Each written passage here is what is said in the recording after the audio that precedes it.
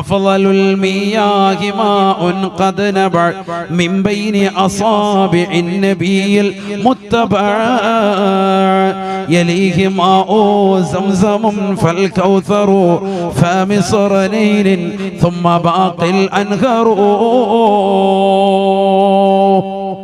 ലോകത്തെ ഏറ്റവും ശ്രേഷ്ഠമായ വെള്ളം അല്ലാഹുവിന്റെ റസൂലിന്റെ രണ്ട് വിരലുകൾക്കിടയിൽ നിന്ന് നബി സല്ലല്ലാഹു അലൈഹി വസല്ലമ തങ്ങളുടെ കാലഘട്ടത്തിൽ സ്വഹാബത്തിന് കിട്ടിയതാകുന്ന വെള്ളമാണ്.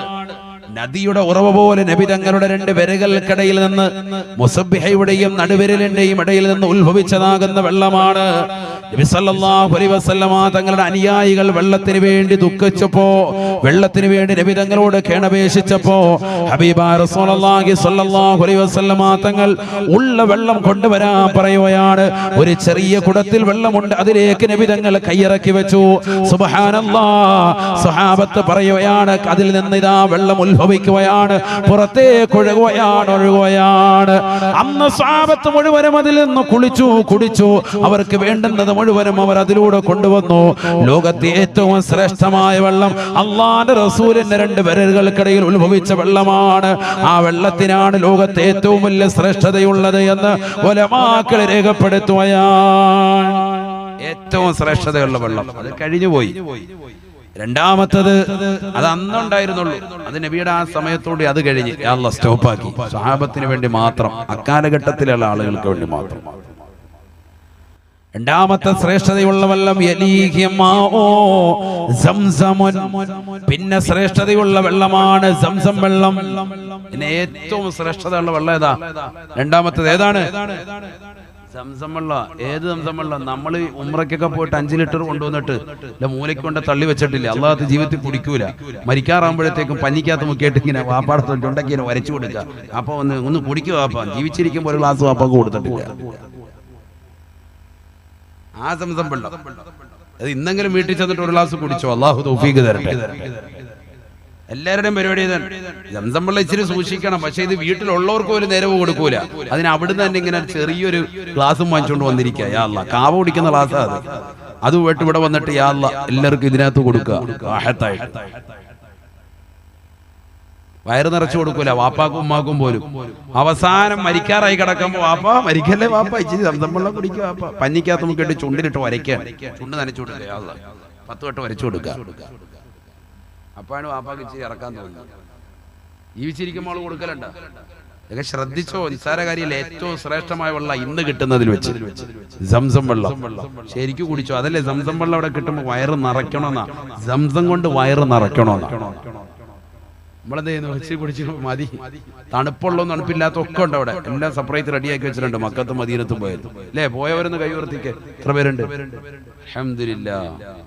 പോകാത്തവർക്ക് ഇനി എത്രയും പെട്ടെന്ന് പോകാൻ അല്ലാഹു തൗഫീഖ് തരട്ടെ. സാഹിബ് പോയായിരുന്നല്ലേ? അല്ലാഹു പോകാൻ തൗഫീഖ് തരട്ടെ. അപ്പൊ സംസം വെള്ളമാണ് രണ്ടാമത്തെ ശ്രേഷ്ഠത. മൂന്നാമത്തതാണ് ഫൽ കൗസറു, ഹൗദുൽ കൗസർ. ശ്രേഷ്ഠതയുടെ വിഷയത്തിൽ മൂന്നാമത്തതാണ്. നബി സല്ലല്ലാഹു അലൈഹി വസല്ലം തങ്ങൾ കൊടുത്തിട്ടുള്ള ഹൗദുൽ കൗസറിലെ ഉലമാക്കൾ പറയുന്നു അത് ശ്രേഷ്ഠതയുടെ വിഷയത്തിൽ മൂന്നാമത്തതാണ്. കാരണം നബിയുടെ വല്യാപ്പയാണ് ആര്? ഇസ്മായിൽ നബി അലൈഹി ഇസ്ലാം. ഇസ്മായിൽ നബി കാലിട്ടടിച്ച സ്ഥലത്തു നിന്ന് ഉത്ഭവിച്ച വെള്ളമാണ് സംസം വെള്ളം. നബി മോശമാക്കിയതല്ല, മറിച്ച് ഹൗദുൽ കൗസർ എന്ന് പറഞ്ഞാൽ തേനിനേക്കാൾ മധുരം, തേനിനേക്കാൾ മധുരം. അഹ്ലാമിനൽ അസലി വ അബിയദു മിനൽ വരിഖി, വെള്ളിയേക്കാൾ നല്ല വെണ്മയുള്ള വെള്ളമാണ് സയ്യിദുനാ റസൂലുള്ളാഹി. വെള്ളി കണ്ടിട്ടില്ല, നല്ല ഒറിജിനൽ വെള്ളി. ആ വെള്ളിയുടെ അതിനേക്കാൾ വെണ്മയാണ്, നല്ല വെളുപ്പായിരിക്കും. തേനിനേക്കാൾ മധുരമായിരിക്കും, ഭയങ്കര ടേസ്റ്റാണ്. ആരെങ്കിലും ഹൗദുൽ കൗസർ എന്നൊരു കോപ്പ കുടിച്ചാൽ പിന്നെ ഒരിക്കലും അവന് ദാഹം ഉണ്ടാവൂല. സംസം വെള്ളത്തിന് അങ്ങനെയില്ല, കുടിച്ചാൽ വീണ്ടും ചിലപ്പോൾ ദാഹം ഉണ്ടാവും. മനസ്സിലായില്ലേ? അതേസമയത്ത് ഹൗദുൽ കൗസറിന് ഇങ്ങനെയൊക്കെയുള്ള മഹത്വമാണ്. ശ്രേഷ്ഠതയുടെ വിഷയത്തിൽ സംസം വെള്ളമാണ് ടോപ്പ്. അതിനേക്കാൾ ഒക്കെ പഠിച്ചു വെക്കണം. മുസ്ലിം സമുദായം അറിഞ്ഞോ, ഉലമാക്കൾ പഠിപ്പിച്ചതാണ്. പിന്നെ പിന്നെ നൈൽ നദിയുടെ വെള്ളമാണ് നാലാമത്തെ ശ്രേഷ്ഠതയുള്ള വെള്ളം. ഏറ്റവും ശ്രേഷ്ഠതയുള്ള നബിയുടെ കയ്യിൽ നിന്ന് ഉത്ഭവിച്ചു, അത് പോയി. ഇനിയിപ്പോൾ ഉള്ളതിൽ വെച്ച് ഏറ്റവും ടോപ്പ് ഏതാ? സംസം വെള്ളം. പിന്നെ ശ്രേഷ്ഠതയുടെ വിഷയത്തിൽ ഹൗദുൽ കൗസർ. പിന്നെ ഏറ്റവും ശ്രേഷ്ഠതയുള്ളത് ഇതാ നൈൽ നദിയിലെ വെള്ളം. സുമ്മ ബാക്കിൽ അൻഹുറു. പിന്നെ കുമ്മനത്തുള്ള വെള്ളവും നമ്മുടെ ലീഗ് ജംഗ്ഷനിലുള്ള വെള്ളവും എല്ലാം സമമാണ്. ലോകത്തുള്ള എല്ലാ വെള്ളവും എന്താണ്? സമമാണെന്ന് അർത്ഥം. അപ്പൊ ഈ സംസം വെള്ളം കൊണ്ടാണ് നബി സല്ലല്ലാഹു അലൈഹി വസല്ലം തങ്ങളുടെ ഹൃദയം ശുദ്ധിയാക്കുന്നത്. നബിയുടെ ഹൃദയം കഴുകാണ്. കാരണം ഏറ്റവും ശ്രേഷ്ഠമായ വെള്ളം, അതുകൊണ്ട് ഹൃദയം നബി തങ്ങളുടെ കഴുകി. 3 പ്രാവശ്യം ഇങ്ങനെ പലപ്പോഴായി ചെയ്തിട്ടുണ്ട് എന്ന് ഹദീസുകളിൽ കാണാം. എന്തിനു വേണ്ടിയാണ്? അതൊരു യാത്രയ്ക്ക്, അള്ളാന്റെ അടുത്തോട്ട് പോവാ. അപ്പൊ ഹൃദയം നല്ല സ്ഫുടമായിരിക്കണം, റബ്ബിന്റെ അടുക്കലേക്ക് പോവാൻ.